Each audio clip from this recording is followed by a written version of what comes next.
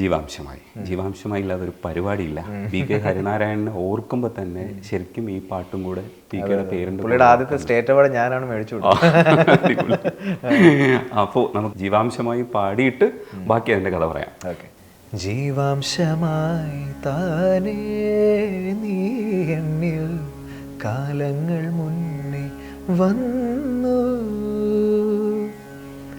ആത്മാവിനുള്ളിൽ ഈറൻ തൂമഞ്ഞായി തോരാതെ പെയ്തു നീയേ,